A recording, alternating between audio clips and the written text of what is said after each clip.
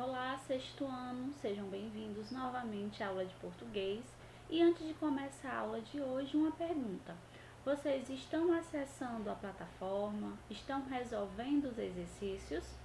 Bom, eu espero que sim. Não esqueçam que quando a gente voltar, eu vou pegar todas essas atividades. Portanto, mantenham o material de vocês organizado, mantenham as tarefas em dias, tá certo? Vamos então começar a aula e hoje nós vamos falar sobre variações linguísticas. Leia esta tirinha do Armandinho. Observe os elementos que o autor utiliza para contar a história da personagem.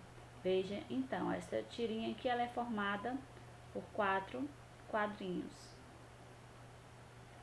Uma pergunta: como é possível compreender a história sem nenhuma palavra nos quadrinhos? Vejam aqui, ó, no primeiro quadrinho, no segundo, no terceiro e no quarto, não tem nenhuma palavra. Porém, a gente consegue entender como ocorreu a narrativa. Como isso aconteceu? Antes de falar sobre isso, essa tirinha está no livro de português de vocês. Então, caso queiram verificar, é só abrir o livro de português. Bom, gente, é possível compreender a história por causa dos elementos não verbais. Que elementos são esses? As imagens, as cores, os gestos. A gente percebe que eles foram colocados de maneira organizada. E por esse motivo a gente consegue entender, por exemplo, que a princípio o garoto pretendia dar esta flor a uma mulher, provavelmente a sua mãe. Só que ele viu o sapinho, viu a flor e achou melhor que, ao invés dele tirar a flor e dar para a mulher, ele chamá-la para que ela pudesse apreciar a flor. Então dá para perceber isso sem nenhuma palavra por causa da organização da linguagem não verbal que foi utilizada aqui, tá certo? Então, linguagem não verbal são as imagens, as cores, os gestos e diversas outras expressões. Linguagem é a capacidade humana de se comunicar e de interagir por meio de palavras, imagens, sons, gestos, cores, expressões faciais ou corporais. Nós temos dois tipos de linguagem: a verbal, que é o uso das palavras, o uso de palavras, por exemplo, a língua. Nós usamos aqui no Brasil a língua portuguesa para expressar, para se comunicar, interagir com as pessoas. E tem também a linguagem não verbal, que são os sons, as imagens, as cores, os gestos. Também tem, gente, eu não coloquei aqui, mas a verbal e a não verbal, que é quando há o uso tanto da linguagem verbal, que é da língua, das palavras, quanto da linguagem não verbal. Tem aqui, ó, linguagem verbal e não verbal, combina palavras com elementos não verbais. Então, o que é linguagem? É qualquer forma de comunicação humana. Então, eu posso me comunicar pela palavra, mas eu também posso me comunicar através de um desenho. Se você chega no hospital, por exemplo, e vê uma imagem com a enfermeira assim, você já sabe o que esse texto, a gente chama isso de texto, e já explico, ele quer passar. O que ele quer passar? Que ali é local e que você é um local que exige o silêncio de vocês. Então, linguagem, qualquer forma de comunicação humana, isso pode se dar por meio da linguagem verbal e da linguagem não verbal. Falando sobre a língua, ela corresponde à linguagem verbal e é o tipo de linguagem mais empregado pelos seres humanos. Ela é constituída de dois elementos: o léxico, que é o conjunto de palavras da língua, ou seja, o acervo das palavras de uma língua. A gente geralmente vai encontrar isso nos dicionários. E a gramática, conjunto de regras para a construção de palavras e frases na língua. Na escola, a gente conhece e aprende a gramática normativa, mas todo mundo já tem uma gramática que a gente chama de gramática internalizada. Por exemplo, você aprende primeiro a falar ou a escrever? Exatamente, a gente aprende primeiro a falar. Então, nós já chegamos na escola com uma gramática internalizada. Aquela gramática é repleta de várias variações linguísticas. Na escola, a gente estuda a gramática normativa, a gramática padrão. Trouxe um texto aqui para vocês lerem, para nós, na verdade. Vamos lá? Bora lá tirar o título. Bom, aqui é um anúncio que foi feito por meio de meme. Vocês todos conhecem meme.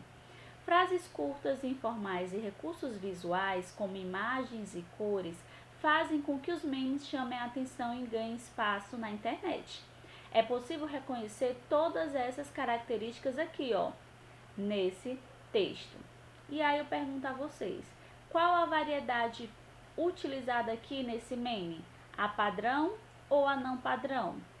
Falarei já sobre essas variedades, mas aqui foi utilizada a variedade não padrão. Ela foge então da gramática normativa, ela foge então do registro formal da língua. E por falar em variação linguística, vamos então conhecer o que é isso?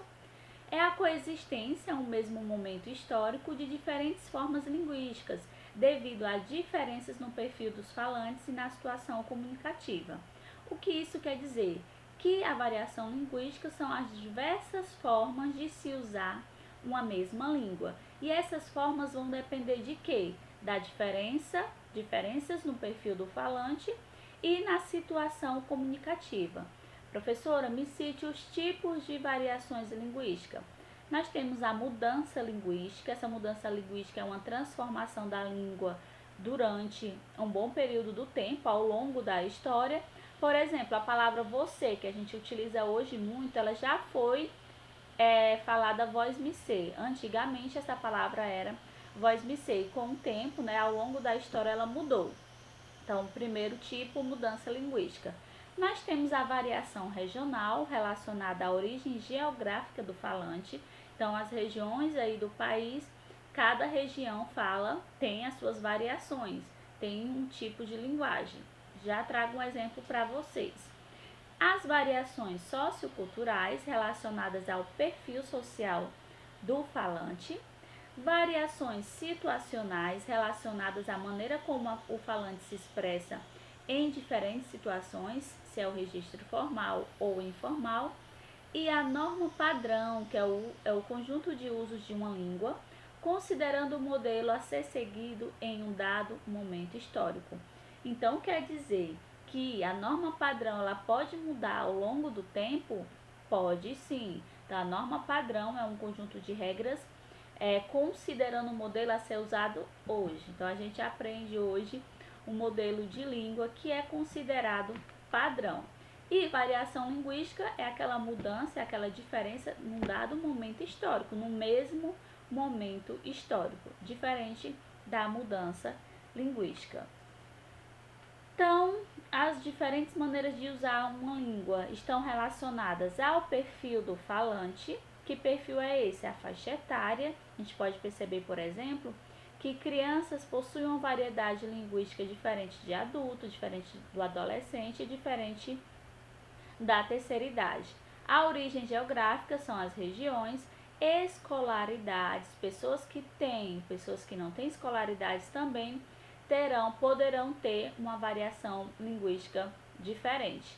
Gênero, homem e mulher, nível socioeconômico e diversos outros perfis.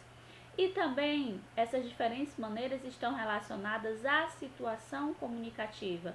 Se é uma entrevista, a variação ela passa a ser diferente. Seminário, chat, carta, conversa, aula. Então, resumindo, as diferentes maneiras estão relacionadas ao perfil e à situação comunicativa do falante. Gente, e a variação acontece sobre todos os aspectos da língua. Por exemplo, no vocabulário, ata em alguns lugares, fruta do conde em outros lugares, para dizer a mesma coisa. Jerimum em alguns lugares, abóbora em outros lugares. Na pronúncia, cantar, cantar, você, você, estou, tô. E também tem o jeito de falar, por exemplo, estou, tô, tia, tia. Tá vendo a diferença na pronúncia? A mesma palavra quer dizer a mesma coisa, mas a pronúncia em algumas regiões mudam, principalmente regiões. E na sintaxe, o que é a sintaxe? Vocês não viram ainda, mas é a combinação das palavras nas frases. Por exemplo, eu a amo, um registro mais formal, e eu amo ela, um registro mais informal. Tu tá bonita, tu estás bonita. Vamos então aos exemplos sobre os diferentes tipos de variações. Temos a variação regional. Olha aqui o exemplo. Quem é o bebê? Marlene de manhã. Quem é? Meu filho tá com fome, tá? Quer comer o quê? Ô, manhã, tô com fome. Oxe, te vira, peste. Maria, o cachorro tem mais moral do que eu nessa casa. Vejam, gente, que isso aqui é um texto do personagem Bode Gaiato, de Breno Melo. E aqui há um registro de variação regional da região do Nordeste. Então, aqui há vários termos, há várias palavras especificamente da região Nordeste. Então, se tem uma questão e eu pergunto, qual a variedade linguística utilizada nesse texto? Você vai dizer variação regional. Variações linguísticas socioculturais são aquelas desempenhadas e utilizadas no perfil social do falante, idade, gênero, nível socioeconômico e aos grupos de que ele faz parte, seja no campo profissional, seja na área do lazer ou da cultura. E nós temos dois tipos de variação sociocultural, que é o jargão, linguajar típico de certa profissão, e as gírias, que é um linguajar típico a princípio de um agrupamento social. Por exemplo, tem as gírias dos skatistas, dos raps, dos torcedores de futebol. E eu trouxe dois exemplos aqui. O primeiro, Manual do Foca, guia de sobrevivência para jornalistas. Essa palavra foca aqui, acredito que vocês não saibam o que significa nesse contexto. Eu também não sabia. O que é foca? Aqui, foca é um jargão que significa um jornalista inexperiente, um jornalista novato. Vejam, essa expressão é utilizada por certa profissão. Que profissão é essa? Os jornalistas. Por isso, seria inadequado você usar essa expressão se estivesse falando com seus colegas, se estivesse falando num seminário com pessoas que não são do mesmo local, que não fazem parte da mesma profissão, porque você não conseguiria se comunicar. Olha a importância de adaptar a linguagem à situação comunicativa. O segundo exemplo aqui é um exemplo de gírias. Caraca, sinistro, maneiro, já é. Então, provavelmente você vai ver mais os adolescentes usar as gírias, mas isso pode fugir à regra, tá certo? Variações situacionais ou estilísticas são aquelas relacionadas à situação comunicativa em que se encontra o falante. Se exige um grau de formalidade, se é informal ou se é formal, e se o estilo é técnico, infantil, romântico ou meloso. Gente, o grau de formalidade vai ser informal quando você usar, por exemplo, as gírias. E quando eu posso usar as gírias, o coloquialismo? O que seria o coloquialismo? É um jeito informal de falar mais aceitável pela sociedade. Então, você vai utilizar o registro informal com pessoas com que você tem intimidade, com pessoas com que você quer ter intimidade. Então, em situações do dia a dia. Você não vai, provavelmente, você não vai ficar falando que nem a gramática normativa direto com seus amigos, com sua família. Você utiliza, por exemplo, em registros, em situações que exigem mais formalidade, por exemplo, numa aula, numa apresentação de seminário, numa entrevista de emprego, numa entrevista qualquer. Aí sim você registra numa redação. Então, na vida escolar, a gente exige o uso da formalidade, porque vocês estão em processo de aprendizagem, mas quando a gente está conversando ali, a gente acaba usando o registro informal devido à intimidade. Estilo técnico, infantil, romântico, meloso. Vamos ao exemplo. Primeiro quadrinho. Caro, pergunte ao cão. Quem é o cachorro bonito da mamãe, hein? É você, hein? Eu não aguento mais ler isto. Pergunto a vocês, qual o grau de formalidade encontrado aqui? Qual a variação linguística? Foi o informal, utilizada a linguagem informal. E o estilo, qual foi o estilo utilizado? O meloso. Deu para entender? Bom, eu espero que sim. Sobre a norma padrão, uma das mais importantes, porém ela não está acima das outras, tá certo, gente? Ela não digo que ela é uma das mais importantes, ela é igualmente importante, porém ela é importante em algumas situações. É o conjunto de usos de uma língua que em determinado momento histórico definiu-se como um modelo a ser seguido. Então, se eu te pergunto o que é uma norma padrão, você diz é um modelo a ser seguido atualmente. E aí, gente, em alguns materiais pode ser que você encontre, não no nosso, o termo norma culta. No momento, atualmente, essa expressão norma culta, ela é inadequada. Então, mas se vocês encontrarem norma culta, norma padrão, quer dizer a mesma coisa. Por que há esse questionamento? Porque trocaram para norma padrão.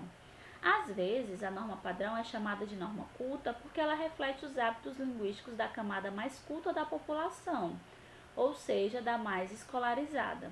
Essa denominação, porém, não é muito adequada, já que todos os grupos sociais, inclusive os que usam variedades diferentes da padrão, têm a sua cultura, portanto, todos podem ser considerados igualmente cultos. É por isso que hoje nós utilizamos o termo norma padrão. Há variedades linguísticas erradas? Eu vou voltar aqui para uma tela para a gente falar, para eu responder essa pergunta. Bom, aqui estão os diferentes tipos de variações linguísticas. A pergunta que eu fiz, há variação linguística errada? Não, gente, não há variação linguística errada. Não há variação mais importante que a outra. Há agora o uso inadequado das variações. Por exemplo, a norma padrão, ela exige, em algumas situações comunicativas, o uso. Então, por exemplo, na vida política, na vida acadêmica, na vida escolar e até mesmo na vida profissional, há uma exigência da norma padrão. Então, você vai adequar a sua língua para esses momentos, para essa situação. Mas a variação regional, aquele jeito de falar lá do nordestino, do carioca, do baiano, não está errada. É diferente, ó, diferentes maneiras de falar, não está errada. Mas se essa pessoa, se a gente, por exemplo, for usar termos aqui do Ceará que só nós conhecemos num artigo científico ou num texto que todas as pessoas do mundo todo vão ler, vai ser inadequado. E pode ser que essa pessoa não entenda o que a gente está falando. E qual é o objetivo da linguagem? Não é interagir com as pessoas, não é conversar, não é passar uma mensagem? Então você precisa, a princípio, identificar quem é o seu interlocutor, quem vai ler o seu texto, quem vai te ouvir, e a partir desse momento você vai adequar a sua língua. Eu posso usar a norma padrão? Eu posso usar a norma não padrão? Então eu tenho que adequar a minha língua. Então a resposta é: não há certo ou errado na variação linguística para os linguistas. Há o que? Inadequado. Então, dependendo da situação comunicativa, você utilizar determinada variação, o que a gente pode dizer é que é inadequado. Ainda sobre a norma padrão. Por que devemos dominar o uso da norma padrão da língua portuguesa? Porque a maioria dos gêneros textuais que permitem a participação cidadã, a atuação no mundo científico e do trabalho exige o domínio dessa variedade. É essa variedade padrão que a gente aprende na escola e é por esse motivo para que a gente possa conseguir se comunicar dessa maneira nessa situação comunicativa. Há situações de comunicação em que é necessário seguir um padrão. E por que, professora, eu não posso me comunicar como eu me comunico com os meus amigos? Porque, gente, as diferentes variantes, se forem misturadas, podem não cumprir o papel que é comunicação, que é se comunicar. Então, as diferentes variantes não sejam misturadas e a compreensão do que se fala ou escreve não seja prejudicada. Então, lembrando, verifica quem é o teu interlocutor, com quem você vai falar, quem vai ler o seu texto e adapta a variedade linguística. Eu uso, quando você vai escrever ou falar, a primeira coisa que você tem que se perguntar, Eu vou usar o registro formal ou informal da língua? Agora vamos a uma questão. Que variedade de língua foi utilizada no texto abaixo? A padrão ou a não padrão? Faltou aqui o hífen. Temos pão de queijo, tão bom, mas tão bom que dá dó de vender. Então, qual foi a variedade utilizada aqui? Eu fiz a correção, tá, gente? Então, qual a variedade utilizada aqui no texto abaixo? A não padrão, registro informal da língua. Aqui a gente não segue a gramática normativa. Preconceito linguístico. Aqui tem um exemplo de preconceito linguístico, que é a ação que revela, que considera errado e feio o jeito de falar dos falantes, das variedades linguísticas. Nesse também a gente pode perceber que há a linguagem verbal e a linguagem não verbal para passar a mensagem. Então vejam um texto. Oi, tem problema de nós bater um papo? Veja que o coração dela aqui estava cheinho. Quando chegou bem aqui, se quebrou. Ela correu, ó, e ele ficou se perguntando o que aconteceu. Então, o que a ação revela preconceito linguístico? Considerar errado e feio o jeito de falar, principalmente dos mais pobres, dos que estudam menos, dos que moram em regiões rurais ou em bairros periféricos e dos que exercem profissões pouco prestigiadas. Para finalizar, gente, uma dica. Quando vocês forem ler textos do material de apoio, por exemplo, do livro, percebam, um texto ele não é apenas um conjunto de palavras ou frase. Ele é resultado da interação entre duas ou mais pessoas em determinado contexto e momento. A cada uma das formas de comunicação social, seja um bilhete, um discurso ou entrevista, nós chamamos de gênero textual. Então, o que é um gênero textual? São formas de comunicação textual. É isso que a gente estuda, por exemplo, nas redações: carta, bilhete, artigo de opinião, e-mail, enfim, qualquer tipo de forma de comunicação textual. Dependendo do que vamos expressar, para quem, com que intenção escolhemos o gênero adequado a certa situação comunicativa. Gente, as regras gramaticais destacadas no material de apoio, em todo o nosso material de apoio, do livro de geografia, história, português, referem-se à gramática da variedade que tem maior prestígio social. Qual é? A gramática normativa, a gramática padrão. Mas ela não é considerada a única ou a melhor forma, ou a que está acima das outras. Apenas a que devemos empregar em contextos formais de uso, tá bom? Nossa aula de hoje acabou. Acessem o material de apoio de vocês, caso tenha ficado alguma dúvida. Também estejam no site no horário das aulas de vocês, caso queiram conversar comigo sobre a aula. Tchau, gente! Até a próxima aula!